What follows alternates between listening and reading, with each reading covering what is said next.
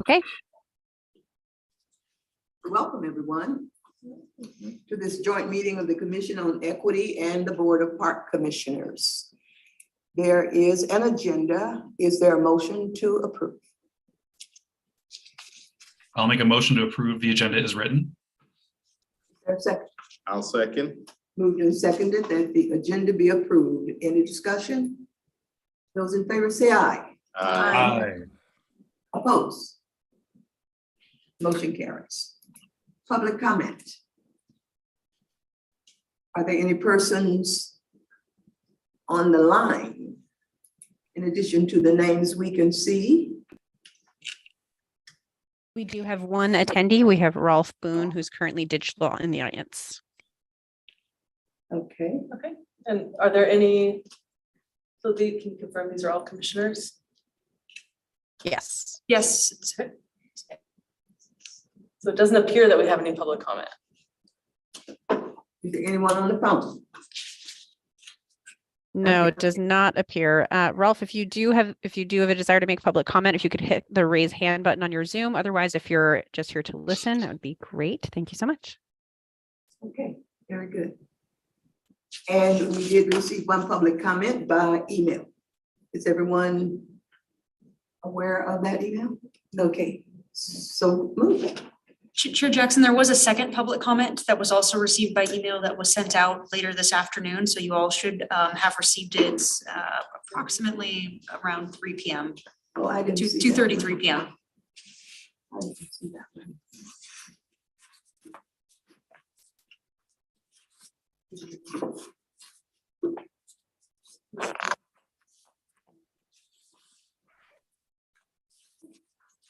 So we received two written comments.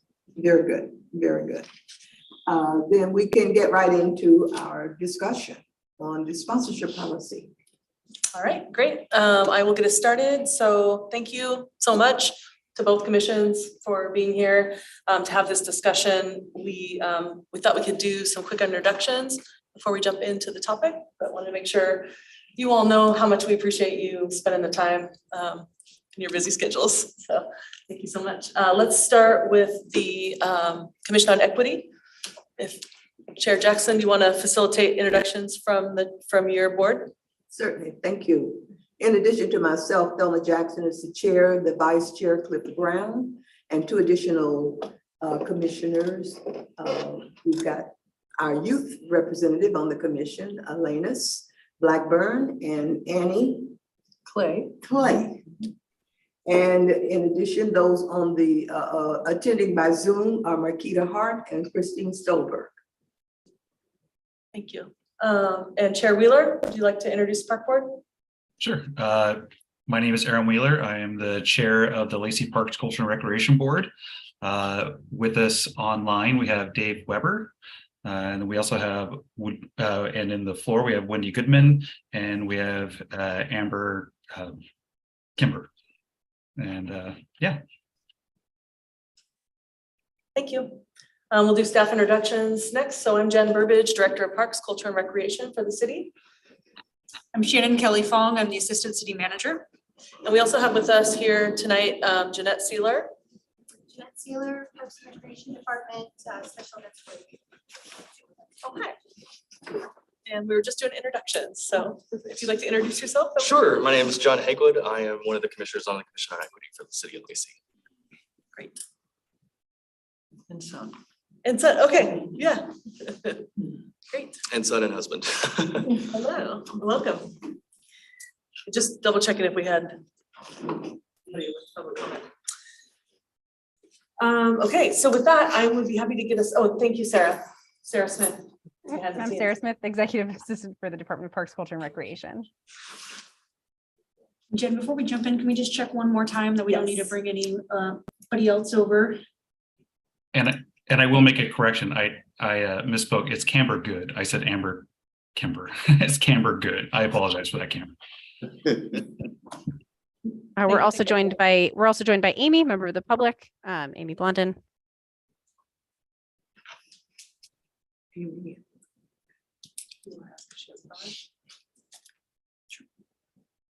We just want to double check if Amy has a public comment. Amy, if you are here to provide public comment, if you could click the raise hand button on your Zoom, that would be great. If not, you're just here to listen. That is fantastic. Thanks for joining.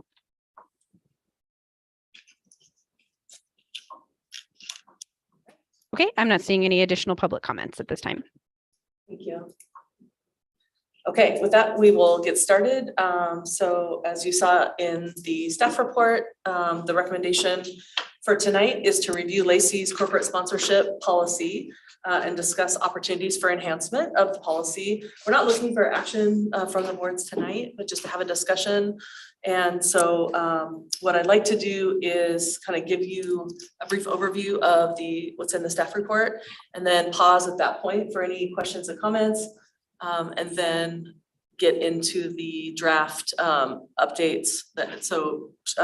Shannon and I have provided some updates that we think could benefit the policy already, but we'd like to discuss any further enhancements that you all think would be a good addition as well. So with that, the Lacey Parks Culture Recreation Department relies on partnerships, grants, sponsorships to offset the cost of providing enjoyable and important services to the community, such as programs, events, and facilities. The city has had a sponsorship policy for many, many years, but in 2018, so fairly recently, the city hired a consultant to review the sponsorship opportunities that might be available, review best practices, and recommend changes to the city's sponsorship policy. And in summary, the findings were that Lacey Parks Culture and Recreation is uniquely positioned to partner with businesses and other organizations to help bring programs and events to Lacey and to create a more formalized sponsorship program. And so there is a sponsorship insights and recommendations report that came out of that work that is linked in your packet.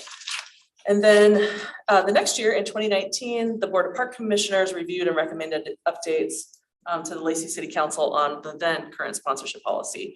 So as a part of the process, update other agency, similar agency policies were reviewed as well. And it was decided that the City of Lacey's policy kind of falls in with similar type organizations. So those recommendations were adopted by the Lacey City Council. The current corporate sponsorship policy, which is attachment 1 in your packet, provides guidance for entering into sponsorship and naming rights agreements with businesses and organizations in exchange for financial or material in-kind support. So in-kind means budget saving items for events, buildings, parks, services, and facilities. And these types of partnerships generate revenue. They can reduce expenses for the city, increase awareness of parks, culture, and recreation programs, and also complement the visitor experience. So basically, attachment 4 is the current policy, and we had provided kind of the bullet points of the criteria that potential sponsors are looked at. And so there's compatibility, past record of involvement, desirability to associate with, there's timeliness and readiness factors, there's actual value in cash that the sponsor could provide, there's community support for or opposition to, and then there are what the costs are associated with operating and maintenance of what that sponsorship would mean, and then the corporation's record of responsible environmental stewardship. So of note, sponsors don't have decision-making influence over the programs, events, or facilities that they are providing the funding for, but there are things that they do get within their sponsorship agreement. So the city actually enters into an agreement with the sponsor, and what they're getting is outlined. In 2022, the sponsorship program, we thought you might just be interested, like, what does our sponsorship program look like? What are some of the other sponsors? And so the sponsorship program secured just under, and I have to apologize profusely, there is a typo. It should say just under $69,000 instead of $65,000 of agreements with the following local businesses and organizations. Of note that, so you can see them listed out. There's several listed on both sides of the page, but the ones that provided the highest dollar amounts in 2022 were the top 4 on the left. So Twin Star Credit Union, Capital Development Company, Chick-fil-A, and Interstate Batteries.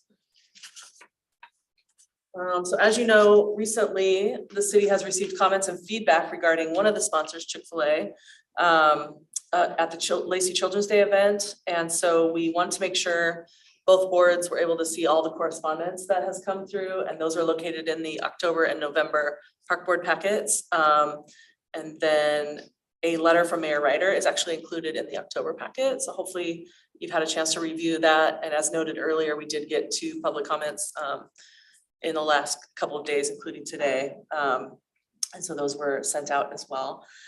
And just some additional background on this sponsor, Lacey Chick-fil-A, which is, some of you may or may not know, that is a fairly new business to Lacey. And so they've only been a sponsor for 2021 and 2022. And so when the city met with a local business owner prior to the sponsorship agreement, he had shared that the Lacey Chick-fil-A's mission is to become the most caring company in Thurston County. He shared the corporate social responsibility report, which is also linked in your staff report. And that the 4 pillars of their corporate responsibility strategy, those are also listed in the staff report: caring for people through educational opportunities, caring for communities through resources that support economic mobility, caring for others through food by providing meals, caring for the planet through diverting food waste from landfills. So to that end, their foundation nationally partners with nonprofits that align with those pillars. And then in addition, each locally owned franchise nominates a local nonprofit, or actually more than one local nonprofits for consideration for the Chick-fil-A Foundation to be considered for support. So the Lacey Chick-fil-A had nominated All Kids Win, which is a local nonprofit that supports homeless students, and some other nonprofits in Lacey for this type of support. And it was important to Lacey Chick-fil-A that they contributed to Lacey's family-focused events to show care for the local community. And so there is another link about their giving philosophy and how Chick-fil-A is giving back to local communities. After reviewing this information, we determined that the sponsorship aligned with the Lacey Parks sponsorship policy and proceeded with an agreement. And those are 2, there was a separate agreement for 2021 and then one for 2022. But grateful to be here tonight, again, to have a discussion. We, obviously value the opportunity to enhance policies that need changes and edits. And so appreciate the feedback that we'll be able to get. And, make sure that equity, adequate equity perspectives are included in the policy. We have provided a link to the draft diversity, equity, and inclusion strategic plan that the Commission on Equity has been working on. This will be more familiar to one of the boards than the other tonight. But it does state in there under the goal area of policies, programs, and services to provide robust and community-driven park and recreation resources where physical, financial, and social barriers to use are eliminated. So the city has, like I mentioned earlier, Shannon and I have already drafted some potential updates.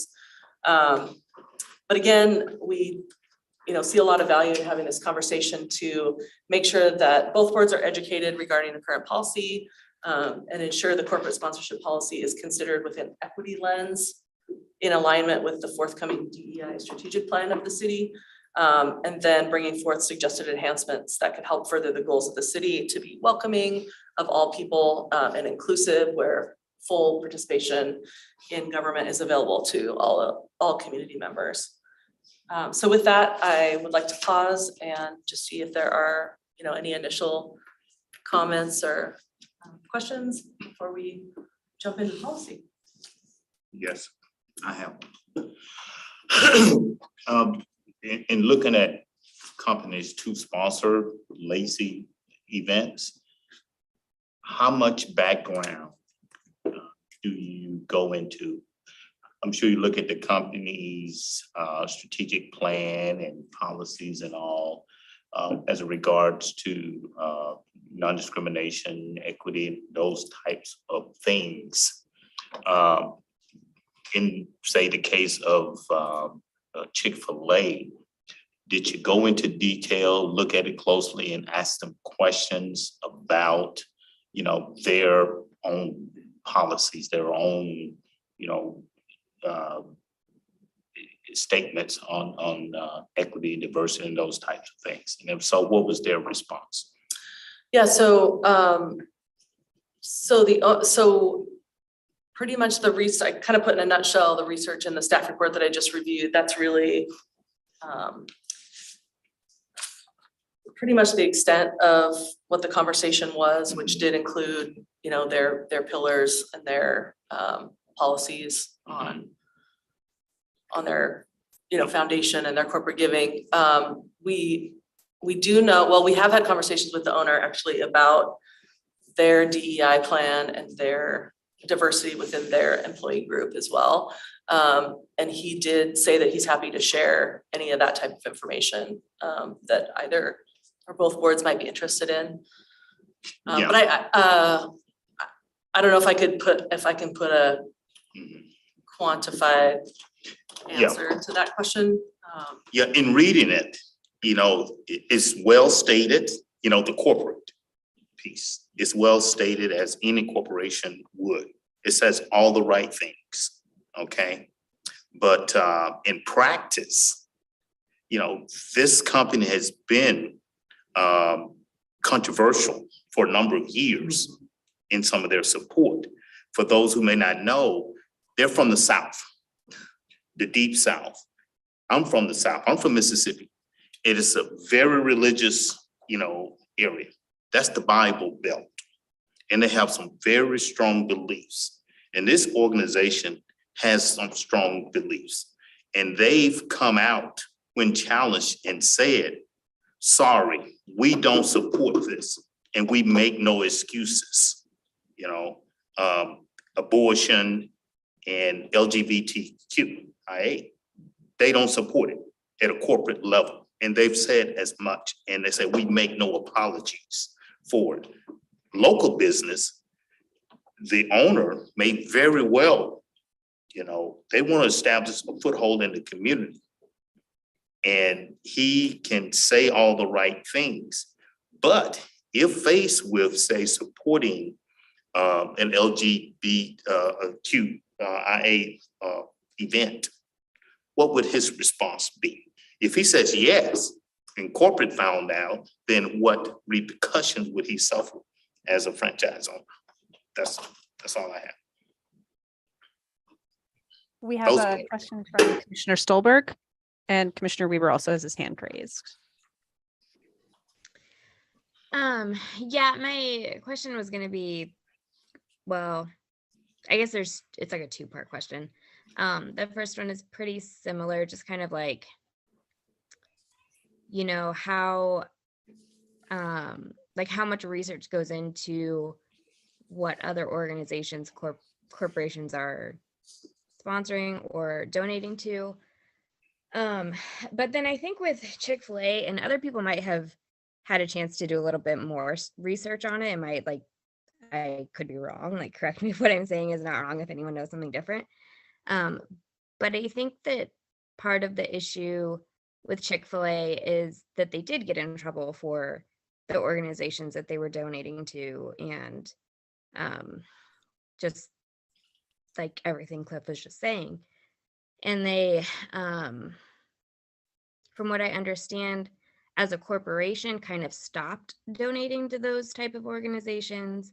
However, their CEO continued to do so and continued to support, you know, anti-gay organizations, and even like was funding, or I mean, I don't know enough to know all the details, but like the Equality Act last year, he, like the CEO of Chick-fil-A, was one of the huge,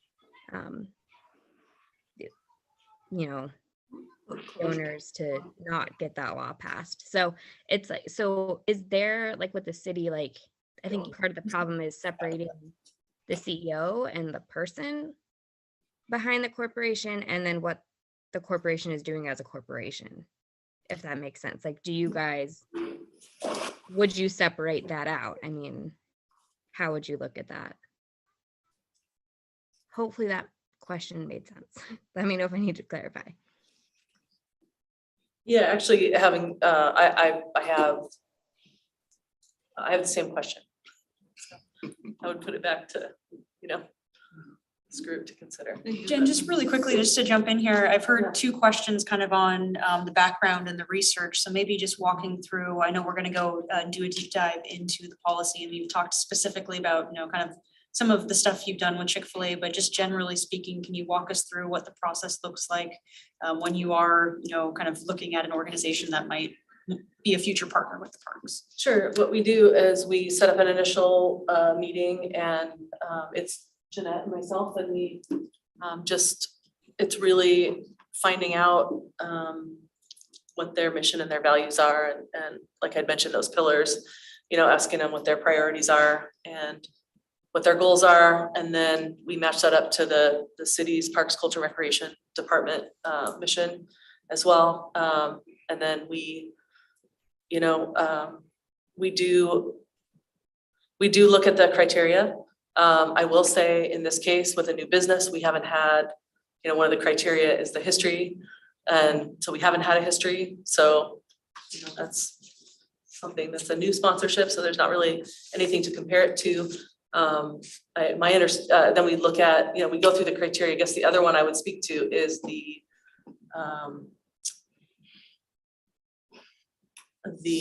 grab the list real quick.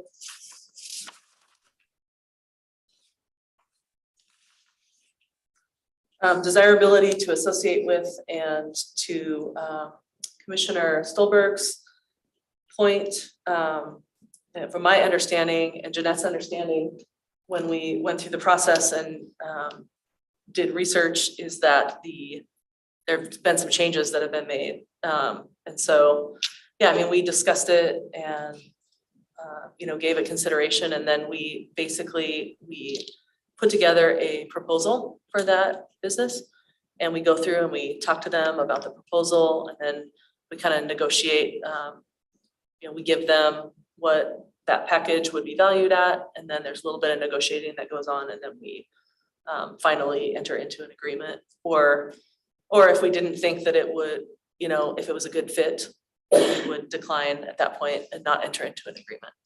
So does that kind of answer that? Yep, so that's basically the process.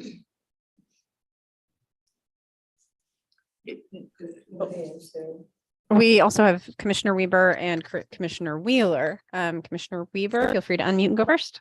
Yeah, I actually had the exact same comment that Commissioner Stolberg had earlier. However, I think that this is something that's going to come up time and time again. I had done the same kind of research and found out about the CEO continuing to support the unsavory positions and so forth. And I'm also aware of, down in the Bay Area, the San Francisco Giants owner is extreme right winger and supports a lot of causes that people in San Francisco wouldn't go for, but obviously they're not going to necessarily reject help from a major sports franchise like that. So I think that's an interesting line that we're going to have to draw at some point, is, are we going by the official corporate sponsorship or the official corporate position of an entity, or are we also going to look into what the major stockholders in that entity believe as well? Because it's going to come up more than once, I think.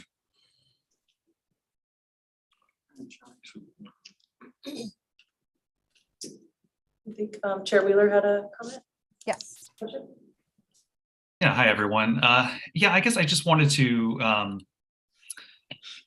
as we look at, kind of parroting a little bit on Commissioner Weber, there's kind of two different entities. There's the corporate entity that is Chick-fil-A, but then there's the local corporation that is the franchisee owner, who is the local representative, the local sponsor, and I have my personal feelings about Chick-fil-A. I don't either myself, but I guess looking at, is that individual, is that franchisee, are they meeting the values of what Lacey is trying to do? And I feel, the situation that could be, that feels like the case, and where do we draw that line at? I think as he is the community member. I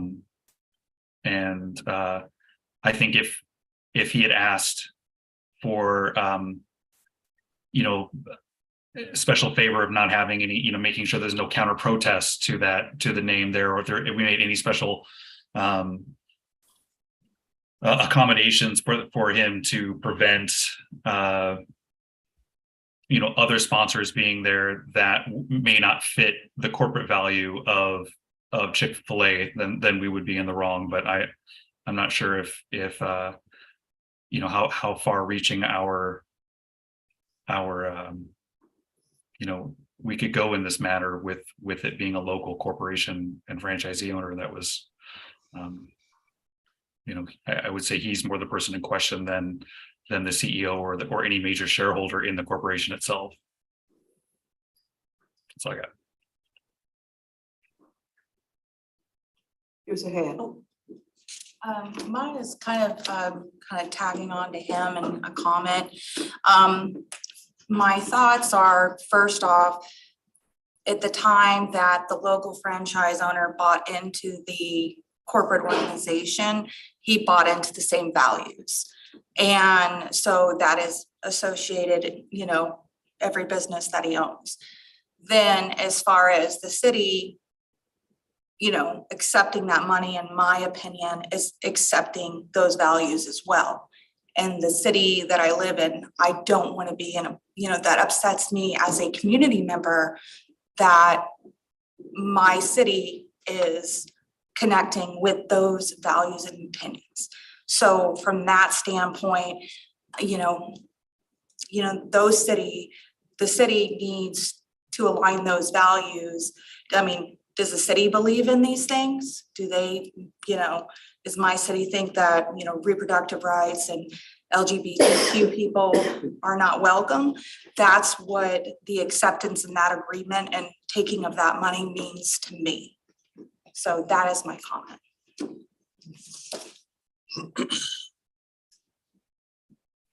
Annie? My comments are around the community support or opposition to this proposal, and also the corporation's record of responsible environmental stewardship. It's, how do you check those things? And you are handed the bullet points of what they say they are, but you actually just have to put Chick-fil-A on the, in your Google search, and it'll come up right away. Anti-gay money being, sponsored, they are sponsoring. And it's, we do have to look at our community member who owns this business. But you also have to look at the harm that they have, the corporation and the owner, the CEO have already done, and how volatile that is and how emotional that is for particularly in this issue of gay kids, gay marriage, to then be okay with putting them in charge of something that is our kids' day, when I think that there's damage already done to people, and so it's harder to look harder to look at just a new business and give them all the benefit of the doubt because some damage is already done.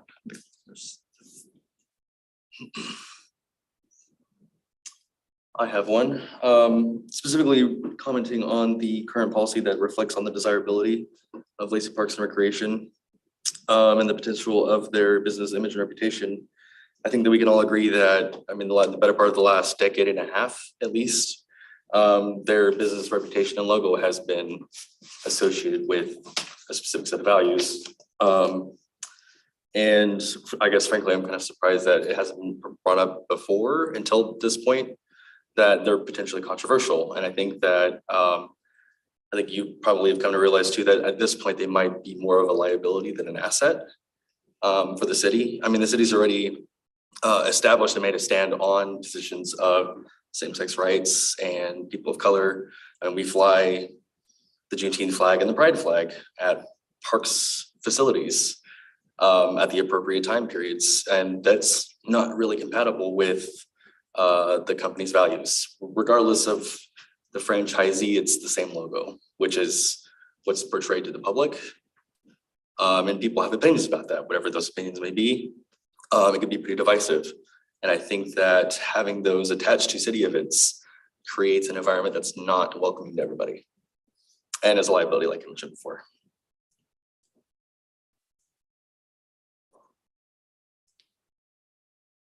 I have a question. In the policy, is there any, I tried to scan it, but I didn't have time to go through it as carefully as I should have. Is there any reference to a criteria that's established that potential sponsors are subjected to that would speak to religious values or discriminatory practices kind of, is there anything in here that currently or being amended that would have zeroed in on the religious value of being objectionable to LGBTQ and abortion? So there are some definite, so maybe this is a good time to start going through the policy unless anybody else has questions or comments at this point, but there's definite no on, religion, anything associated with cannabis, alcohol, but not necessarily some of the things that you're saying, but then that's where there is also the eligibility criteria. Perhaps that's an area that needs to be fleshed out a little bit more. And so I think we can look at that as we go through. You want to pass me the mouse? Oh, yeah, absolutely. All right, no, that's okay. I was like looking for it.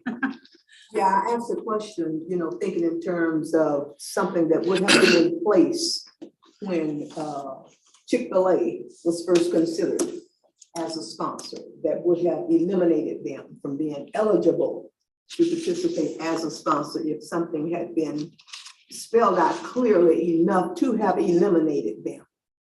And so if it's now being considered, now that this issue has come up, as we go through this, I'm looking for whatever inclusionary language that would make it clearer the next time around for a potential sponsor, so that it's not an individual kind of thing when something comes up versus something that's in policy that would guide and rule that. So I think it's more of like more intense vetting process where we have more checkoffs added. Is that kind of what you're looking at? Something so that this would not have come to the head like it has, simply because it was a children's event. That seemed to have been the thing that sparked it. What would have prohibited the city of Lacey from approving or embracing Chick-fil-A as a sponsor based on a religious value that was counter to the city or whatever the case might be? And I raised that question because, I have an issue, not so much with this, but the Parks Department is one entity of the city of Lacey, but there are other entities in the city of Lacey.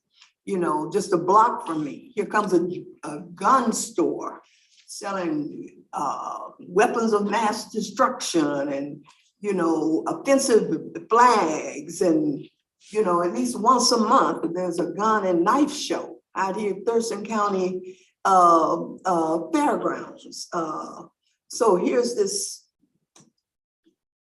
for me as a community person, I'm offended and feel fearful of those kinds of things. So what prohibits the Department of Licensing from the city of Lacey from allowing those gun shows to just frequently pop up on a regular basis? They started the freeway with signs and march you right on to the county fairgrounds. How does that interact with people feeling unsafe unwanted, because is there anything in that licensing procedure that says we will not issue a license to whatever? I don't know if it's a county thing that's providing the rental space to these people, but I mean, this is one issue area, but there are many other issue areas that when we start talking about equity, inclusion of all people, where we're trying to come up with a friendly, acceptable community for all people, there's a whole bunch of things that if you've got a criteria that says we won't issue a license to a group that we won't rent space to a group that or whatever, or we won't partner with an entity for sponsorship that I mean, it's not just the Parks Department and sponsorship. It's a bigger issue, and as a Black person, you know, how much are we condoning as a city when we embrace those kinds of ongoing activities that are very offensive to a number of citizens? So it's a bigger issue, and I raise it when I ask the question about criteria, not just as it relates to this. And I don't know, did their sponsorship go through, did this go through both of these committees? So this committee, the Commission on Equity wasn't in existence yet. So, you know, again, this is why we really value this opportunity. And we brought a few policies through. We brought the Regional Athletic Complex policy through. We brought, you know, our Lacey Community Center, Jacob Smith House rental policies through. We're bringing the Parks, Culture, Recreation Comprehensive Plan through a couple times, and then here we are with, you know, with this policy. So, and I don't know if you want to speak to the other items. I was hoping to just focus on the sponsorship policy, just because that's the one that my department's. So I'll jump in a little bit and just say, for tonight's purpose, we'll be focusing, but Chair Jackson, I hear what you're saying about getting some more information on kind of the business license process. And I think that would be something that we can certainly look into bringing back to a future Commission on Equity meeting to go through and walk through and learn a little bit more about what that process looks like in its current state. And I just want to be clear to the public. I think this is part of our learning as we're growing as a city and we are diversifying as a city, that these are all learning as we go. I don't know if you know, as we're just getting more diverse and we're growing, we've learned from what's, so I'm a little shocked as well that all of this was happening, but also on that same coin, it's a learning opportunity for us to be more aware and make sure that we do vet these processes a little more efficiently. So I just, from my perspective, or I probably speak for most, that the inclusive part is really important, and highlighting that it is we're learning as we grow. So I'm proud of that. So thank you for bringing us all together. And to report that back to the community. I really want this to, yeah, I really want that to go back out to our community members, that it's a learning process, and we do want to make sure we're including everyone on that, you know, and their voices are being heard. To say, it looks like for most of the criteria, they were following up. I mean, they were appropriate in many of those ways, but in some big way, it just wasn't all out in the open of what their corporation stood for.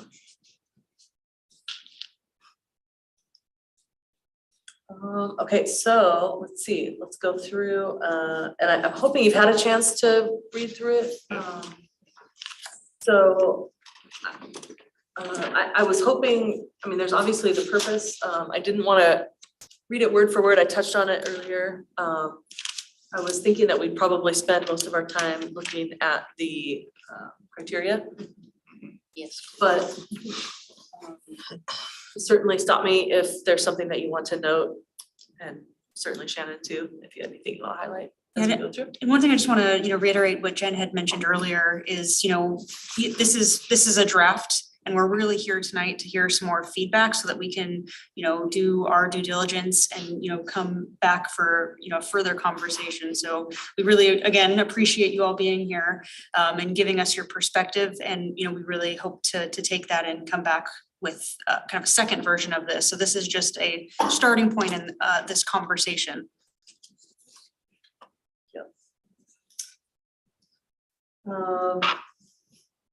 And so so there is, I haven't mentioned the naming rights yet. There are smaller level sponsorships, and then a naming rights would be something like, say Twin Star Credit Union wanted to name the regional athletic complex. So we would look at that with them. It'd be a much greater dollar value. And, so then it would sound like the Twin Star Athletic Complex or Twin Star Regional Athletic Complex. That's an example of a naming rights. Those definitely have to go through the park board. That's how the policy is set up right now, and then on to city council for final approval.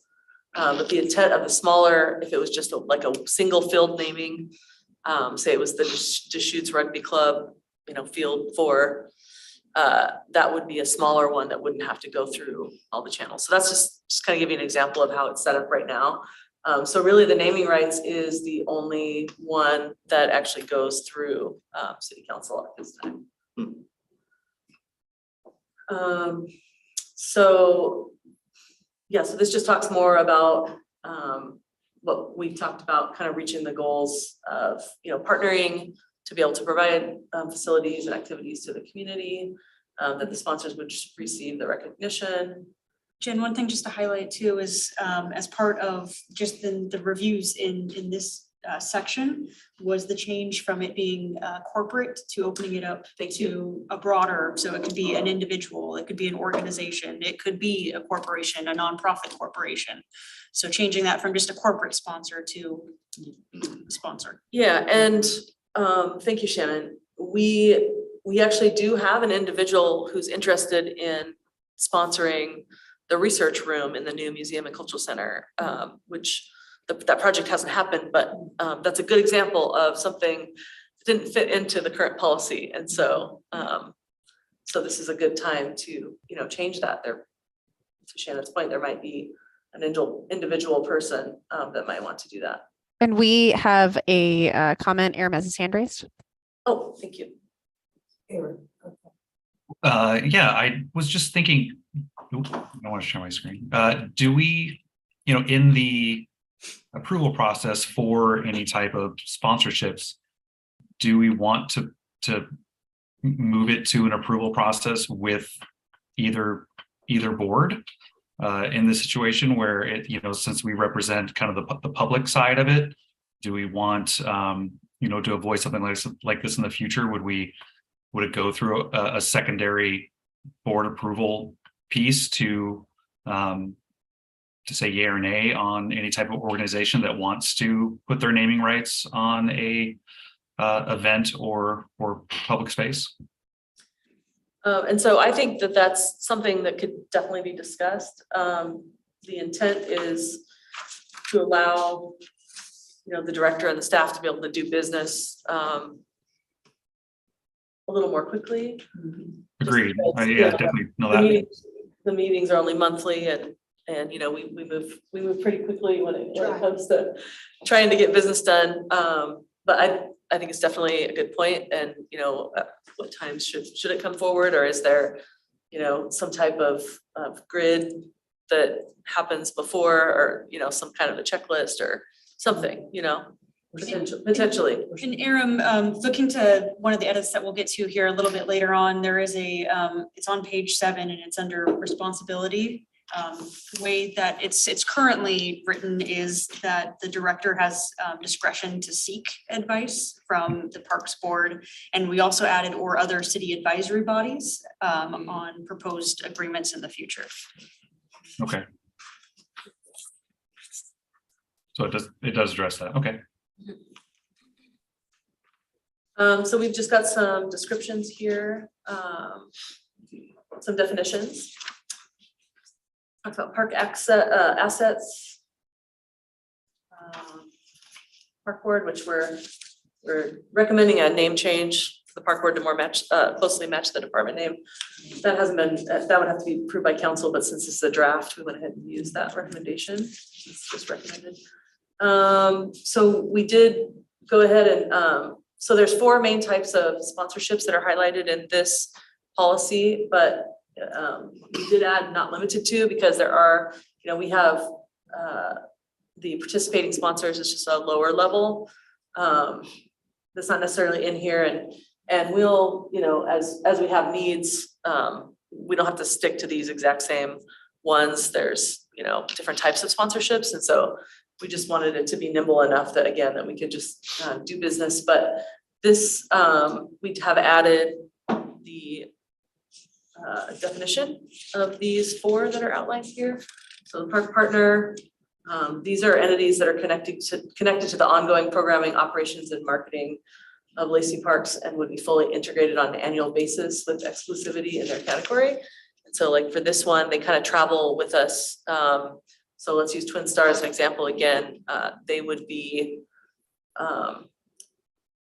mentioned in our annual report and in presentations. So I'm out in the community quite a bit doing presentations, so I'd be thanking them. It's definitely a higher level of cost, value. And there would only be one, so you wouldn't have Twin Star and Boeing or BECU as a park partner. So it'd be different. They could get exclusivity in their category if that was something that was important to them. This was something we actually don't have a park partner yet. It's something that was recommended in the insights and recommendations, and it's something that we got really close before the pandemic. So anyway, naming rights, I think we talked about that one already. A title sponsor would be the name positioned before the event, providing a strong alignment. And an example of that would be the Twin Star Fireworks Spectacular versus a presenting, which is a little bit lower level. And that would be the 3rd of July event presented by. So that's kind of how that works. We do have a non-public forum status in here, and so the city's acceptance of sponsorships and the advertising included in the sponsorship agreement doesn't provide or create a general public forum for expressive activities or for discourse or debate. Rather, as we noted, the city's purpose and intent is to secure additional means of generating revenue to support the Parks Department. And so the policy provides clear guidance as the types of advertisements that will allow the city to generate revenue and enhance parks. And so the goals and objectives here are maintaining a position of neutrality and preventing the appearance of favoritism or endorsement by the city, preventing the risk of imposing objectionable, inappropriate, or harmful views on a captive audience, preventing any harm or abuse that may result from running objectionable, inappropriate, or harmful advertisements. The city's sponsorship and advertisement space is a non-public forum, and the city will accept only that advertising that falls within the categories of acceptable advertising specified in this viewpoint neutral policy, and that satisfies all other access requirements and restrictions. So the city does not endorse the products, services, or ideas of any sponsor. And that kind of sums it up with that sentence. So here we get into the eligibility criteria. And so the benefits are limited to promotion or recognition, enterprise and or activities that do not compete, impair, or conflict with the mission, policies, goals, or operations of the city. And did include the city's mission and the Parks Department vision in your packet. It's the last attachment. So those are the things that are reviewed when a potential sponsor comes through, that alignment that I talked about earlier. So sponsors must support the mission. Okay, so here's where, to your question, Chair Jackson, the following industries are just not eligible at all for consideration. So it's religious in nature. If there's gambling, alcohol, the exception with alcohol is if there is a family dining section in the restaurant, then that's acceptable. but if it's strictly alcohol, then that's not. Cannabis industries are not accepted, either as tobacco, firearms, adult entertainment, and political organizations. So this is where the director may use the following criteria when evaluating a sponsorship proposal. And it says in all cases, the director or designee will have the prerogative to accept or reject the proposal. So the compatibility with the corporation's products, customers, and promotional goals, with the city's mission, corporation's past record of involvement, desirability of Lacey Parks to associate with the potential sponsor's business, image, reputation. And this is where we have a suggested change to include local and corporate considerations. Community support for or opposition to this proposal or previous agreements. And then I think the question comes in, how do you define that? I had a Yes. quick question, kind of on them specifically. What is the legalities that are related to, because it's their religion that is, related to, their opinions, I guess, associated with that? Like, how does that, like, the religious rights would impact that? Is there anything to that point? As far as like hypothetically saying that we refrain from allowing them, like their religious rights being protected to allow them to have that and not being allowed to reject them. Does that make sense? When you say they, are you talking about the Let's- sponsor? Yeah, the sponsor or the business in this case. Right, that's AAA. That's the important distinction that Jen went over with the non-public forum status, is this isn't a public forum. This is the city can strictly control content of its sponsors, what it Okay. accepts to move forward with in this process. And so that's the distinction of the city has the strict control rather than it being like a public square where people can Okay. come and attend and. I was just thinking that, if like it was against their religious rights, you know what I mean, of rejecting, allowing them to If be. we said that they could not be out there because they don't agree with Yeah, that was like my, just wondering about. the other side legality. of the coin of saying we don't want. Yes, exactly. we I just don't- wanted to wonder about the legality of that. Yeah. That was If we were shutting down one organization to promote another organization, does that look fair if we say you can't promote your religious beliefs when we say that we don't? To allow, yeah. You know what I mean? Does that make sense? So again, this is not a public forum, and the city can retain strict control over the nature of the sponsors and the content that is accepted for any sponsorship or naming rights. Okay, thank you. I just wanted to make sure.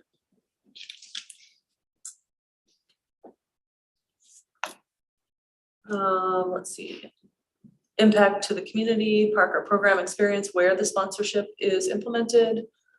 We talked about timeliness or readiness, the actual value, and then what the operating maintenance costs associated with the proposal might be. And then the entity's record of involvement in responsible environmental stewardship, and then the change that we would like to suggest is and equity. And we had race and social justice, but decided that the word equity probably included the rest, but would love your, opinion on that. And this question here, just the amount of time.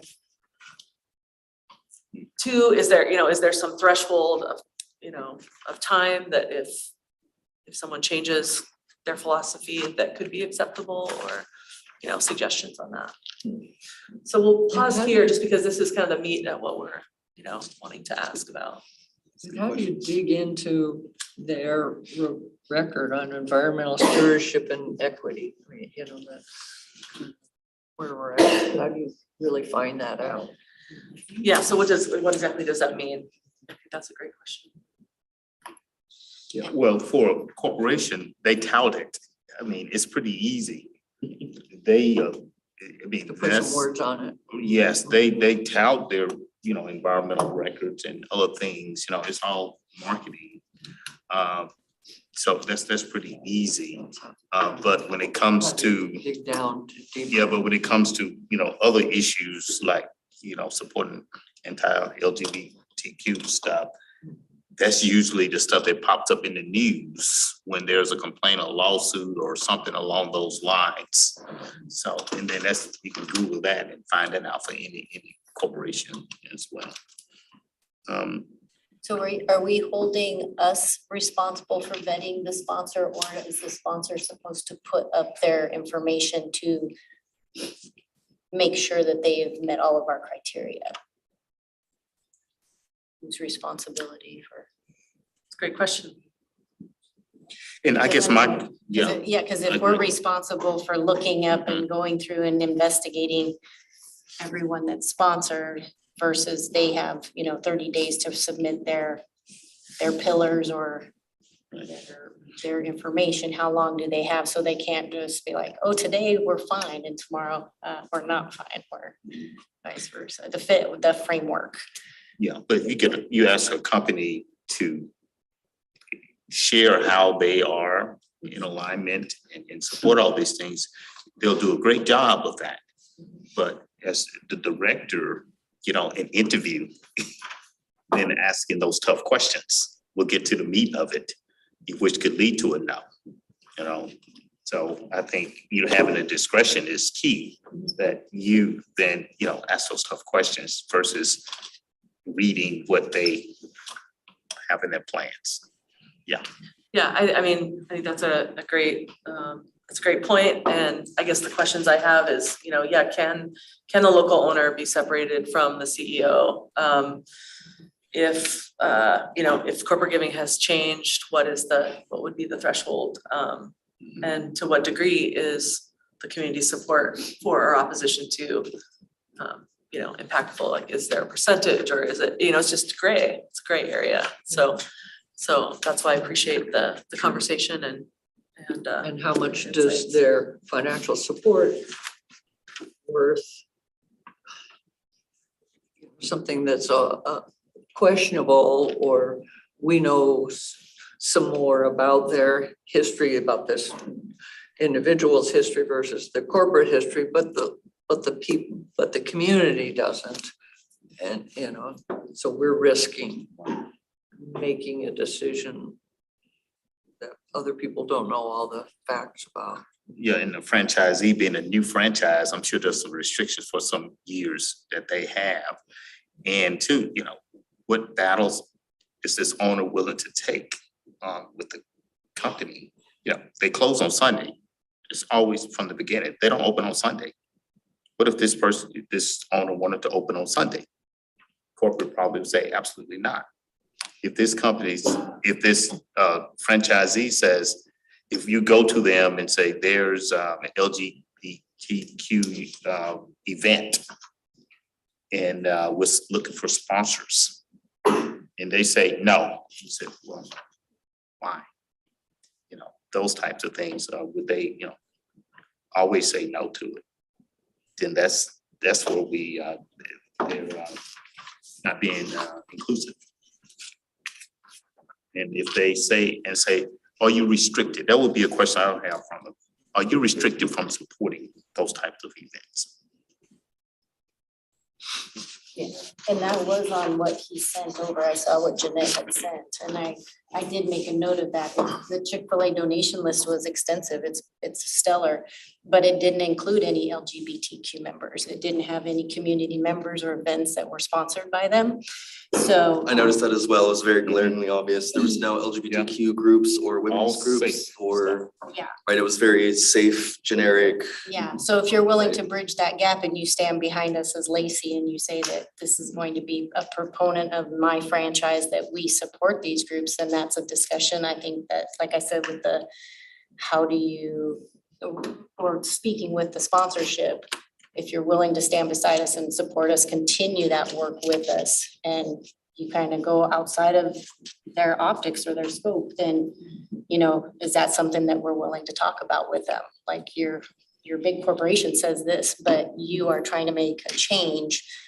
Can we get behind that? I don't know if that's something, a platform if we're ready to do that. That would be a big challenge for them as a franchisee, maybe. Yeah, that's my. Absolutely. But it holds them accountable and maybe it makes a change in the. And could be problematic too, because then there's also like tokenism where some organizations get in hot water and then they like, I don't know, host like a same-sex marriage and like, see, we're all for it and everything's good and we can go back to the way things were before. When reality is nobody's hearts have changed overnight. Right. They're just doing some lip service to save face and moving on, trying to kind of bury it and continue forward.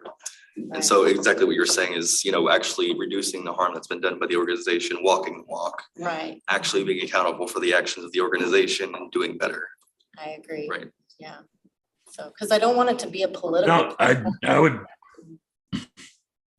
I would say that you don't let the franchisee off the hook for the corporate policy. I mean, that's just opening a whole can of worms there. I think it was mentioned earlier that the franchisee bought into the corporation when he accepted the franchise. And I don't think we get into a discussion with them about, oh, how do you differ from, you know, the corporation? I don't think that really works too well. Another point along those lines, we're talking about a well-known national corporation and what it believes. There's another restaurant chain here in the area that doesn't open on Sunday. I don't know if they've ever tried to sponsor a City of Lacey event, but that would be Happy Teriyaki. And I mean, I know absolutely nothing about them. I'm assuming it's a Christian thing why they don't open up on Sundays. So how, you know, but that's one you can't Google. I seriously doubt the intentions of the Happy Teriyaki people is available online. But what if they did step up and say, we want to sponsor something and we know, well, they don't open on Sundays. So is that necessarily an indication that they're a right-wing Christian group that's going to be against LGBTQ or not? So a lot of things that we have to be responsible for here. So commissioners, I'm hearing a lot of, hey, we need more information, you know, as part of this process and having a stronger kind of evaluation tool and a standardized set of processes or questions. And that's certainly something that, you know, Jen, her staff and I can take a look into further and refine that. But that is something that I've consistently heard kind of across the board over and over again of taking a look at how we evaluate going through. We've got these policies identified, how we take a look at evaluating that, what kind of information we're asking from different now individuals, entities, corporations, et cetera, moving forward and really kind of making that a more standardized approach as part of this process. Here's a hand. Elena's? Just in response to that, I just want to say, I don't think that businesses that close on Sunday signify Christian beliefs, nor do they stand for, you know, anti-LGBTQIA or anti-women's rights laws or regulations. It could, but I would hate to put all of those businesses in that one group. Also, on a lighter note, if Chick-fil-A is going to give us $5 million for Grand Coolio, I say let's bang them for their buck and let's get what we need. Let's be real here.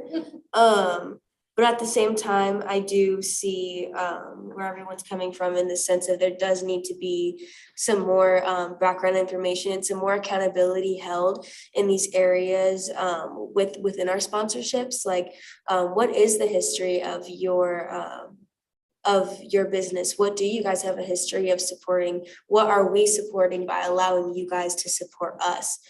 Those are just a few more questions that I recommend asking, you know, in these processes when you guys go into these interviews with these businesses and, you know, create these sponsorships within each other. But I also want to say thank you for the overall recognition of these issues and just, you know, being here and trying to get answers to these questions and implement these kinds of things into your program, because we've had plenty of programs even come here to meet with us or haven't came to meet with us who have represented a lot less of an overall effort to implement these kinds of things into their program. So just wanted to mention that appreciation as well.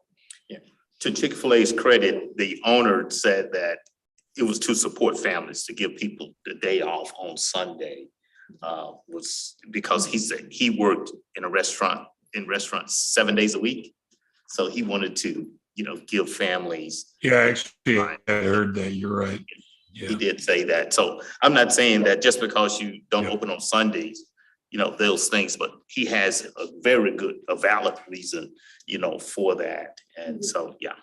One thing we, So my point was not that automatically means it's a right-wing Christian organization, just that there was another restaurant chain that we don't have the ability to Google why they do certain things because it's local, semi-large for the area, but not a big, not something that gets reported on a daily basis. So those kind of businesses, if they abruptly stepped up and say, we want to be part of a sponsorship, where do we get our information? And thus we need to be the entity that does the vetting, not just relying on what they say. That was my point. I'm sorry I didn't clarify that earlier.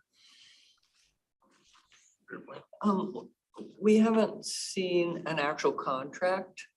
And I wonder if in a contract, we couldn't have a place for compliance to our mission or values. Something that, would state really clearly, this is what we value and we want you to do it too, like your new mission statement. Commissioner Clay, just to go to that point and speak to contracts, because I know we didn't send out any examples. So that would be something we could look into. It's certainly not part of the standardized contract right now as well. And that we can send out a copy of what a draft kind of standardized contract, so you're all familiar with it for our next conversation. But that is certainly something that worth looking into for sure. Thank you. Have we reached out to any of the organizations that wrote into us from the previous park board meeting about their concern about Chick-fil-A, about what inclusivity means to them for this conversation? So Charlia from Pipe, and I forget the other organization do we want to include other community members on this conversation?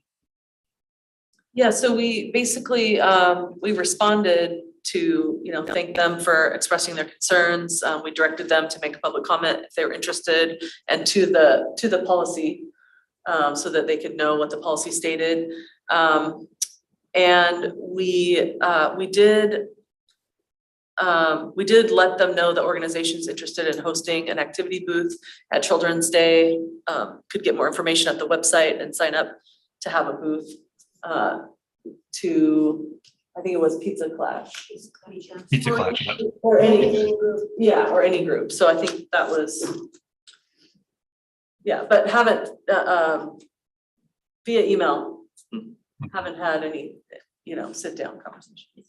And to add on to that too, Commissioner Wheeler, Mayor Ryder also sent a letter, which you all have received copies as well, of part of the packet for public comment. In addition to that, we have public comment to start all of our meetings, including this one today. And so we welcome, anybody from the public to, come to public comment. You can do it as part of the meeting. We always start the meeting with public comment first.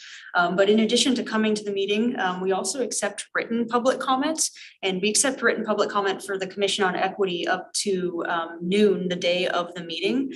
So please, if you want to participate by sending an email, you can do so. You can look on the Commission on Equity's webpage and learn the information of where to send that email, and that email gets provided to all of the commissioners prior to the meeting. In addition, the Board of Park Commissioners, I know, does a very similar process. So Jen, if you just want to explain a little bit for the public that might be watching. Yeah, so we do have public comment as well at, or the park board does, I should say, at any of the meetings. And we take comments up to 2 hours prior to the meetings. The meetings are the first Wednesday of every month, and they're at 5:30. And so we do take comments via email up until 3:30. And our executive assistant sends those out to the park board if any come in. So yeah, definitely encourage that interaction. Just moving right along. Go ahead. Before you move, Jen, on Yes. the third bullet here under the section we're just leaving. The desirability to associate with the potential sponsor's business, image, or reputation. That seems to be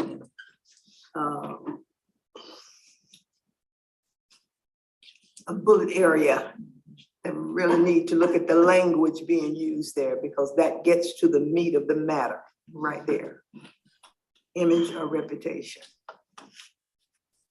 One of the additions that we included in there too was to include both considerations at a local as well as a corporate level, just in the draft format. So I just wanted to unpack that a little bit.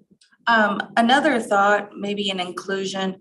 I know that you had noted that, Lacey Parks Board, ideals and pillars were also included, but how about additionally the city's pillars and values also to be included to reflect that as well, because ultimately it represents the city. When we use this on events like that, so that needs to, I would feel like that needs to be additionally included.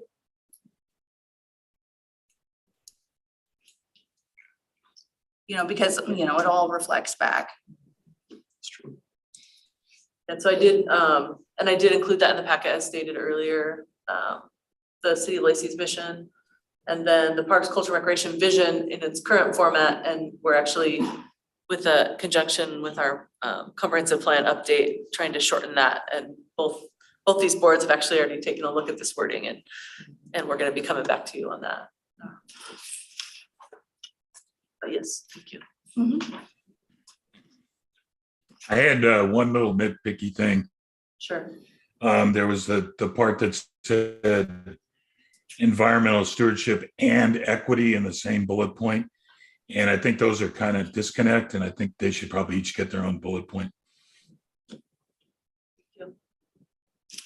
I'm making you all dizzy. I apologize. I'm getting us back. Okay.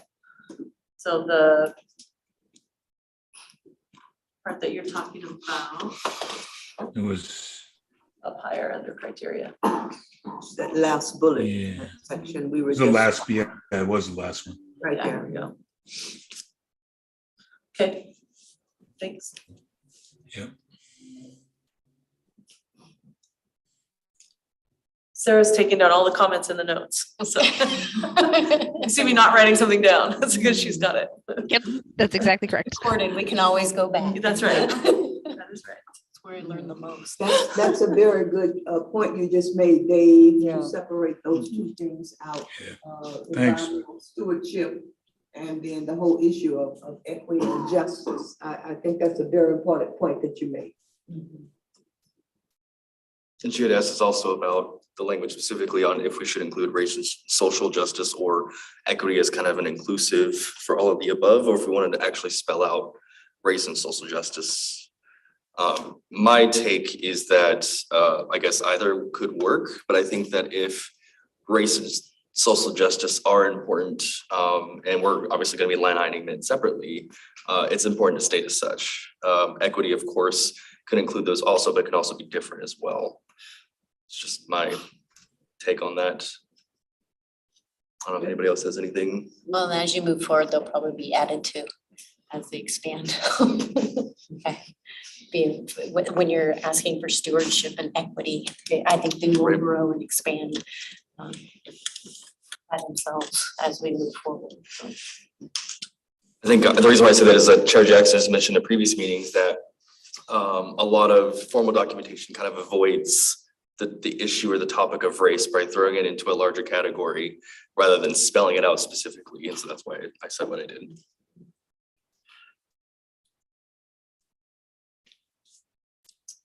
Any other comments on the criteria?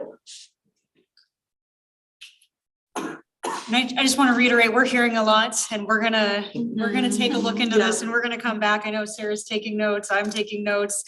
So just want to recognize that we will have, further follow-up on this. Perfect. It's a lot to cover. Yeah, it is. It's a one agenda item meeting. Glad we're here for it then.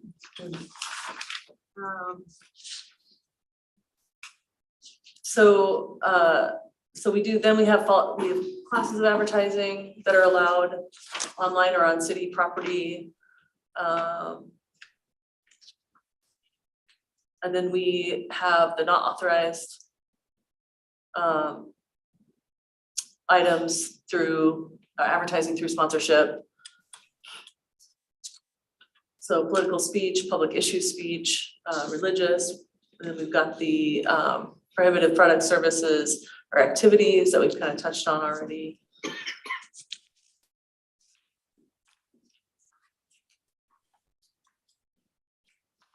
So with that first paragraph there, kind of touch upon the comment I made about gun shows and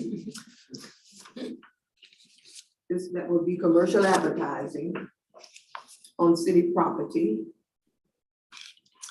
So this list is related to the sponsorship, advertising that happens through sponsorship, either on park property Okay, sponsorship, okay, or Okay. online Okay. city property. gotcha. Yeah, so it's a little bit different. Yeah, that is true. Thank you.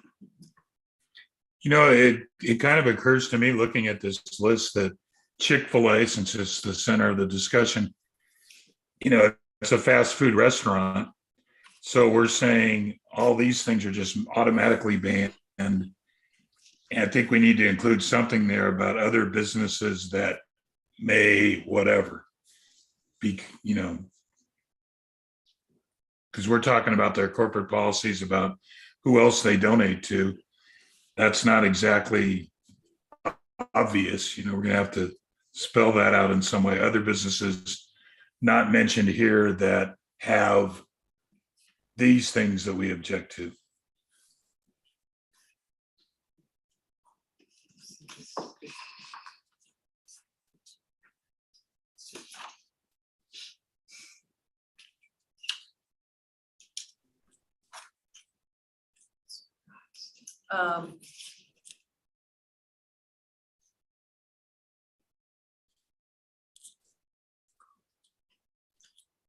Yeah, I mean, there are some businesses that will fall, will not even be considered, and then there's some that would be considered, and then, you know, that's where those other eligibility criteria come in. Yeah, So, I mean, if you have a suggestion on wording, that makes sense. I'd love to hear it. Well, I think, I'm sorry. I think that goes back to what the city of Lacey stands for, the pillars, the values, that those lenses need to be looked at for the eligibility requirements. And, you know, instead of reviewing different corporate businesses and going backwards, you guys need to reevaluate, you know, through the city of Lacey, the Parks Board, you know, equity boards, lenses of values and pillars to determine the eligibility requirements. That's ultimately what this is this is the city of Lacey. What do we want to see in our community?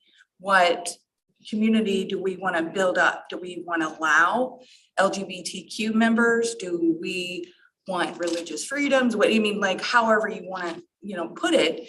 But ultimately that's what we need to have here. I mean, if we want to allow sponsors, you know, what are we willing, you know, to say, these are, we support this company, you know, they're right there next to the city of Lacey name. That's what we need to do. Look at those missions and values through that lens, and then find the rest.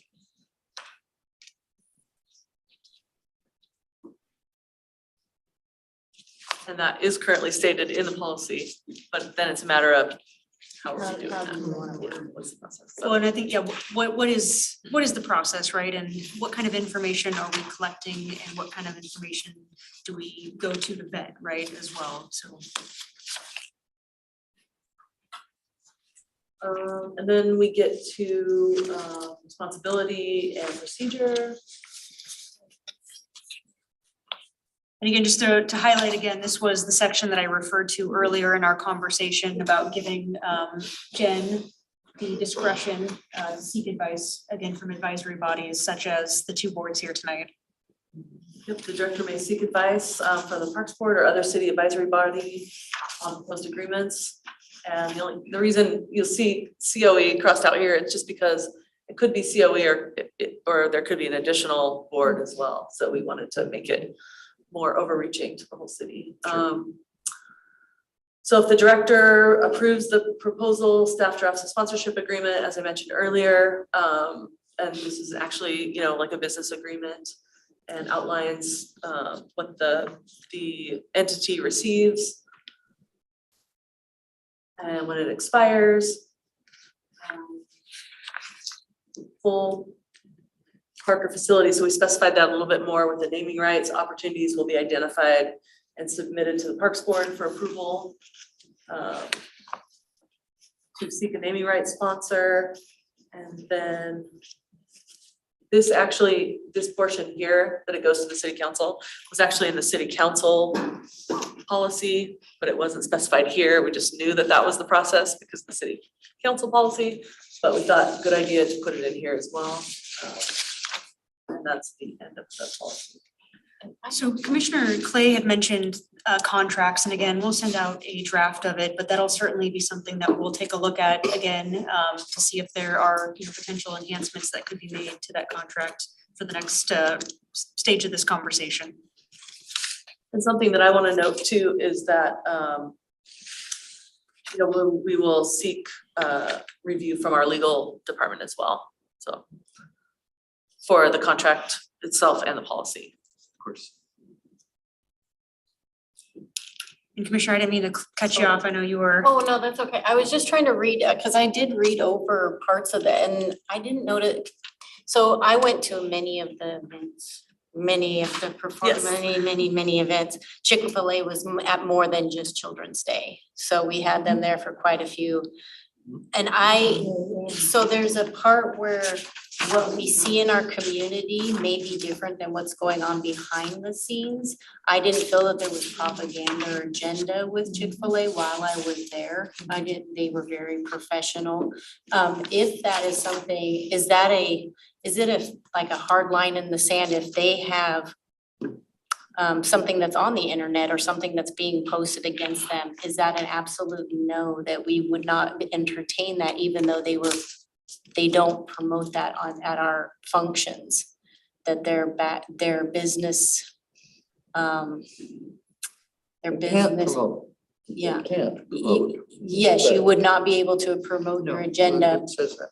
So is there a difference if we say, well, yes, we know that your corporate CEO business is doing these type of things, but you're not promoting that agenda at the event in case it's like a single person, single entity or an organization, nonprofit, if they want to sponsor and do work with us, is there verbiage there that's like you're selling a product, but we're not promoting your agenda?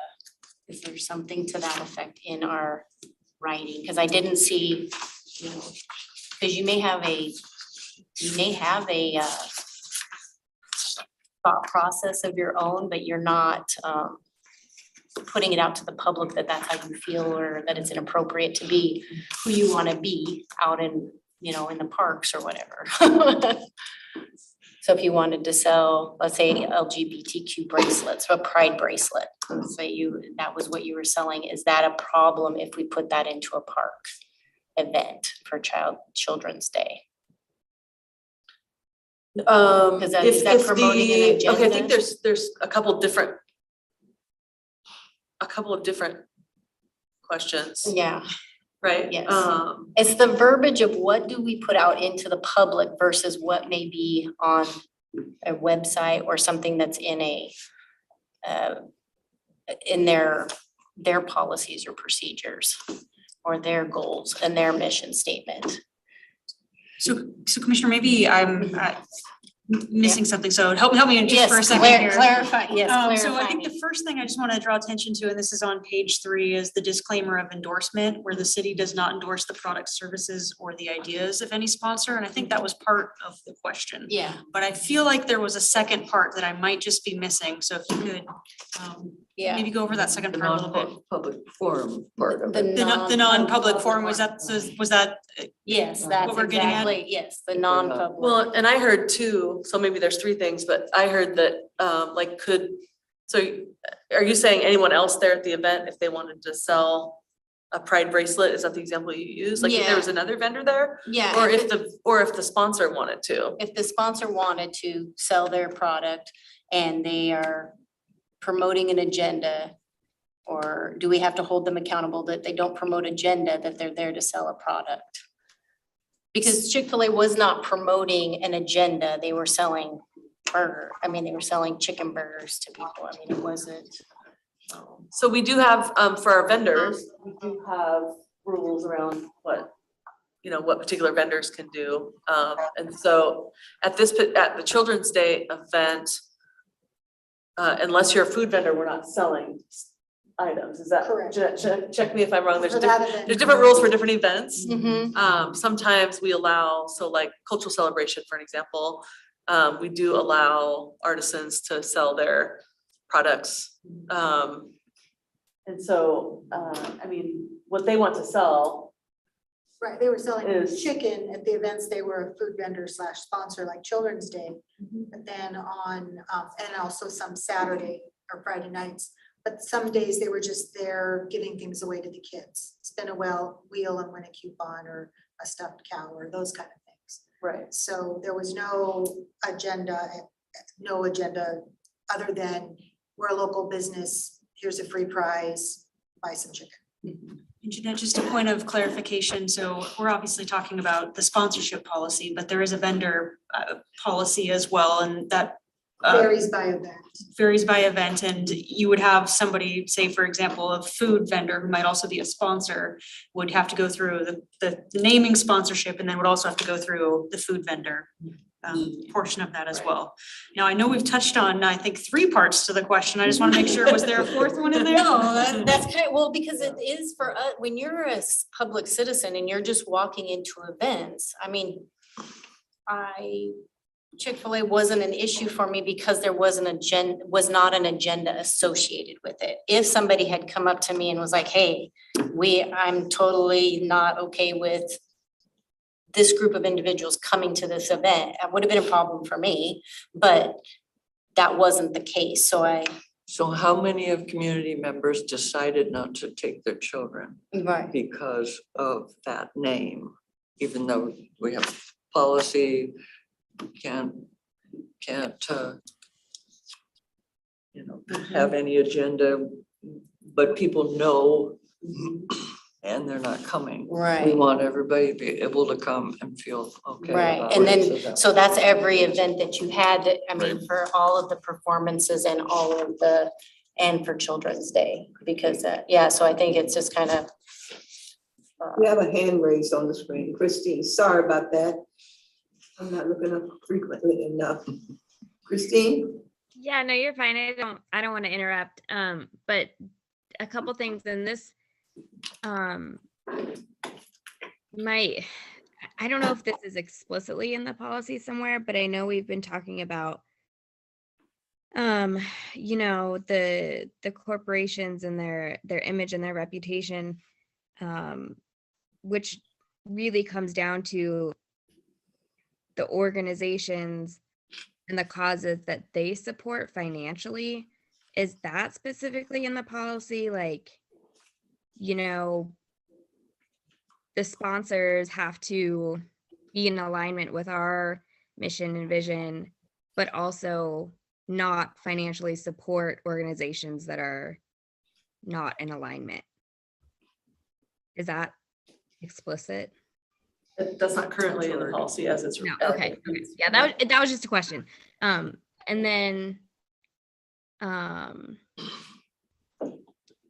feel like they're probably, or I don't know, if you're looking at these types of things, there may be organizations that you choose not to engage with and not have sponsor, parks and city events.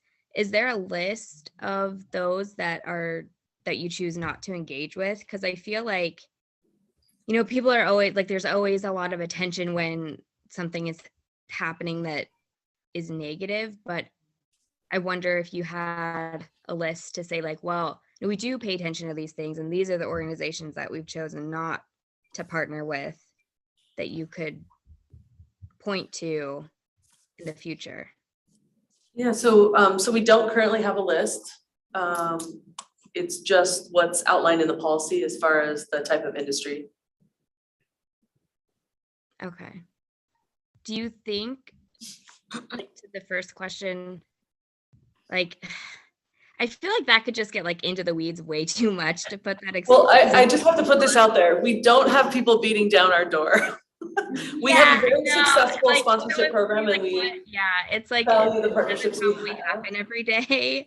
So it's not something that's probably top of mind, but I just like, you know, and I don't know how frequently it will come up, but I feel like there's definitely, at least in the last year and a half, I mean, we're a new commission because there's been this shift kind of publicly of attention on these type of issues. So it might come up more in the future. I don't know. It's just something to consider. Does Chick-fil-A have, currently have other sponsorships in the future set up? No, so we have a contract through this year, 2022, as of right now. So it's a good time to have these discussions. Christine, is your hand back up or is it still up from your previous No, comment? I need to put it down. I'm done. Okay, Alanis? I also wanted to mention, I feel like it's very just as impactful, not just as impactful, but it's a lot more impactful to have representatives sponsoring these kinds of events that blatantly support issues like women's rights and LGBTQ rights and just overall represent diversity, equity, and inclusion, especially at kids events, right? Because they see that representation in their community. So not only should we be looking at, okay, who do we not want to sponsor us, but I also feel like it would be beneficial to look at who do we want to sponsor? Like which companies do we want to represent Lacey because they support these causes so much, and that's what we want our city to be represented as. So not only should we be like, okay, let's stay away from them, but it's like more, what should we be leaning towards? What should we look for in a sponsorship? How do we want our community to be represented in our parks and in our events, in front of our children, in front of our families, things like that?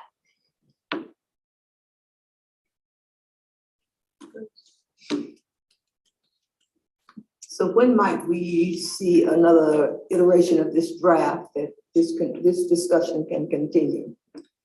Well, we'll do some polling of our various commissions. I do want to recognize that the next 6 weeks can be very busy for individuals.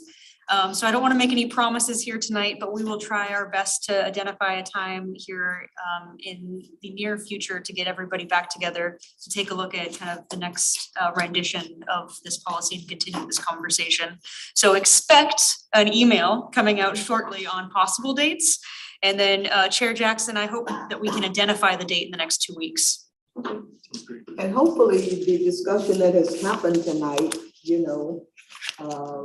expands all of our thinking about this issue that's come before us. And it's not just limited to this issue of a fast food restaurant and the policies they have, but when we think in terms of equity, inclusion, and diversity, it means more than just 3 words. And it touches everything, not just Parks and Recreation Department. And so hopefully this discussion kind of expanded the thinking about it so that there's consistency and uniformity from one entity in the city to another. And all the burden just doesn't fall on Parks and Recreation, especially some of the things I brought up. So hopefully this was helpful to you all. It's a legacy conversation. A legacy conversation. It's a legacy conversation. Yeah. I had 2 quick things. When you mentioned that at the Children's Day, that it wasn't an issue for you that Chick-fil-A was there, I thought that was interesting. I'm not sure if you're a member of the LGBT community. I am. And I can tell you that going to that event and also other events that Chick-fil-A has been at, just seeing them there actually. This is an organization that's been actively hostile towards myself and my community. Just a quick side blur, my husband and I have been together 11 years. 11 years ago, we got married in the state. And Chick-fil-A was very actively involved in making that not happen.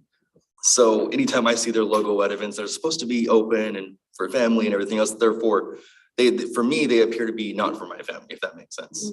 So I just wanted to share that. I don't mean to that was my experience, I guess. Oh, no, it's not that. I'm just trying to come to a middle understanding of how you meet in the middle with such a, it is a very. It's super it- divisive, it is a exactly. That's what very- I said earlier, right? It's like, it seems to me that Chick-fil-A in whole seems to be more of a liability than an asset to the city Mhm, for these reasons. correct. I mean, even outside of the argument of if they align with values, it's just the controversy that follows the company because they've been actively involved in human rights discrimination.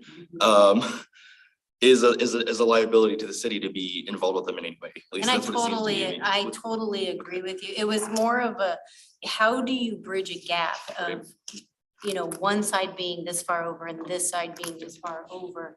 And we're trying to raise families and show them this is the Sure. right way that we communicate and we get along as a community. Even though we don't all agree exactly on the same page, it's just, I mean, I don't agree with it, but like I said, it was what I saw and how, because I didn't have anybody attack me for Chick-fil-A. That's a personal Sure. attack for you. And it's not okay.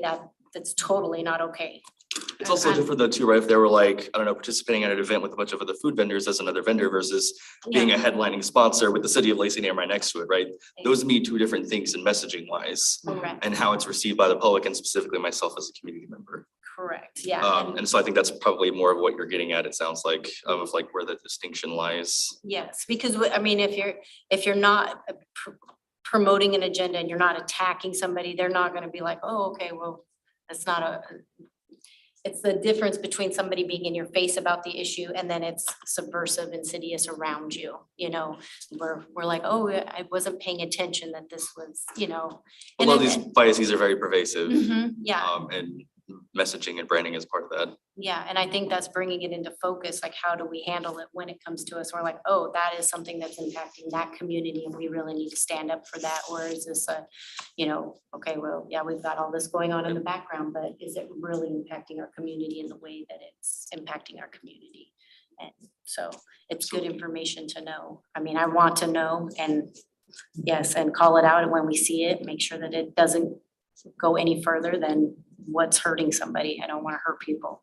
So, yeah. The other thing was, speaking of actually discrimination, I was just thinking actually with the criteria, I don't recall ever seeing the specific verbiage of discrimination in there. And I think that might be something useful to include also, perhaps like an entity, something to the effect of like actively, or like denial of human rights or discrimination of protected individuals.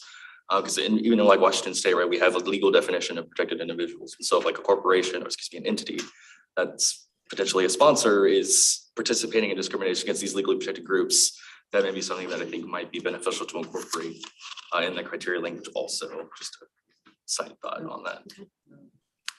Contract. Right. No, thank you for that. Thank you for that feedback. Somehow when, after the drafts and, you know, we get it solidified, somehow letting the community know the process like you were talking about earlier and, you know, would be important. I think. Transparency is always good.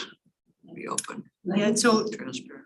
just really quickly on the transparency note, well, certainly this would be something that we continue to go through the process. To update it, it'd have to go in front of council. Yeah, And so this will be, you know, something that we'll bring forward as part of a, you know, future public meetings. This is a public meeting. We'll come back to this. It'll go through council. But, you know, changes and adoptions like this too, like, well, we can recognize on the website, you know, to get more information out to so that community members know once those actions are taken. So. Elena, Shannon? Yeah, I just wanted to mention too, to kind of piggyback off of what you were saying, John, that this is a lot bigger of an issue than even Chick-fil-A, right? Like a lot of the customs and just ideologies and, you know, just cultural practices that we develop in this country are based off of, you know, areas of life that do not support diversity, equity, and inclusion. You know, just for example, the name Thurston County, who was our county named after Samuel Thurston, who signed plenty of Black exclusion laws in the past. you know, so this is far more than a sponsorship with Chick-fil-A. This is such a big issue regarding, you know, the ignorance behind the allowing of areas of our culture that do not allow no diversity, equity, and inclusion by people who are not able to experience those things firsthand, if that makes sense. Just as another perspective. And that's similar to the original issue that I raised as well, you know. It's much bigger than just Chick-fil-A and, you know, their religious beliefs. Any other discussion to come before this joint meeting? Seeing none and hearing none, then we stand adjourned. Thanks.